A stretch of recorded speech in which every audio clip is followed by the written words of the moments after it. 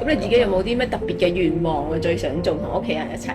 當我真係退休嘅時候，就真係可以同屋企人去真係去享受一個退休生活啦。因為我自己都講，我爸爸其實喺幾年前過咗身嘅，家姐阿哥咁咧就攞咗好多相出嚟睇啦。近呢10年8年咧，每年都會同爸爸媽媽去旅行嘅。咁我睇翻啲相，我先發覺咧，原來自己從來未參與過呢啲旅行，即係淨係就係擺喺工作。